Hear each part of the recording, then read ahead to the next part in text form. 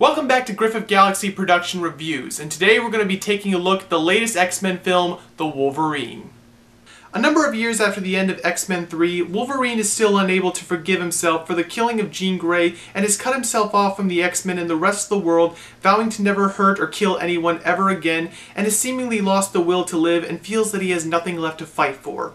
At this low point, he's summoned to Japan by Yoshida, a man whose life he saved during the bombing of Nagasaki during World War II, who offers him the chance to become mortal and pass his healing factor to him. After Wolverine refuses and Yoshida dies, he finds himself in the unexpected position of protector of his granddaughter, Mariko, and has to battle against various forces that want her dead or under their control, all the while dealing with a drastically reduced healing factor and the demons of his past. As I'm sure we all know, the X-Men film series has had something of a rocky history, with X-Men The Last Stand being a massive disappointment and Origins Wolverine somehow being worse. But thankfully the film series was resurrected with the excellent X-Men First Class, and while this film isn't up to the latter's standards, it is however a very solid entry to the franchise. The film's biggest strength is that it actually focuses on Wolverine's character and shows what a low state he's in, why he's in it, and why the embrace of death just might be a relief, giving us a more human look at the character while at the same time staying true to that badass loner attitude that made him so popular in the first place. And seeing him rise from this low place to going back to doing what he does best is perhaps one of the most satisfying protagonist arcs in any comic book movie. But the vast majority of the supporting characters, on the other hand, are pretty much the definition of a mixed bag.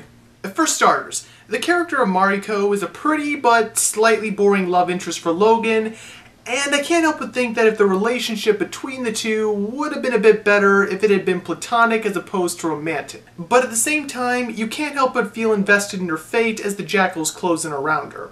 On a similar note, the character of Harada has a fairly predictable role in the film, but you can't help but feel invested in his fate as events force him to choose between loyalty to Mariko and the Yoshida family. And while the villains are serviceable threats and their motivations seem genuine, they are particularly interesting characters and will probably come off as a tad bit cliched. In fact, the only supporting character that seems to break out of the mold of predictable yet serviceable is the character of Yukio. While she might be drastically different from the source material's version of her, she does make for a likable, reliable, charming, and badass sidekick for Wolverine. And when the film ended, I actually wanted to see her have more adventures with him. The last character worth noting is Jean, who appears throughout the film as a mental manifestation of Logan's desire to die, and she is effective in that role, showing us just how haunted Wolverine is by what he did to her in the previous film. But outside of these two and Wolverine himself, the supporting characters are the definition of serviceable.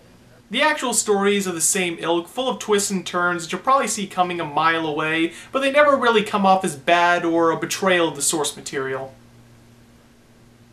Which is something that other comic book movies should probably take note of. The action sequences tend to range from okay to great, with the one-on-one battles feeling epic and intense, while the fights where Wolverine takes on scores of Yakuza soldiers often feel like they may have gotten out of the director's hand, but luckily the removal of Logan's healing factor makes the fight scenes feel all the more intense and the stakes that much higher.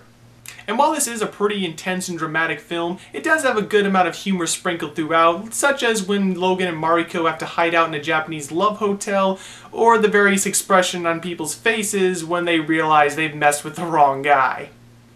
The last thing worth noting are the special effects, and the vast majority of what's on screen seems like they were practically done, as nothing really seems CGI outside of Wolverine's healing factor and a so-so rendered Silver Samurai, but I would honestly say that on the whole they're pretty good. But again, the film's biggest strength and the real reason to watch it is Wolverine himself, and I just cannot express how satisfying it is to see him go from this low, self-pitying point to being able to finally forgive himself and move on with his life and go back to doing what he does best. Overall, it's not as good as X-Men First Class, and I think most would argue that X2 was a better movie, but it's a must-see for Wolverine fans who have wanted to see a more faithful version of the character make it to the big screen. It's a great character piece with good action and a serviceable story and supporting characters with what was probably the most satisfying ending to any of the X-Men films. All around, I give it a 7 out of 10. So, with that in mind, until next time, this is Griff the Ghost signing off.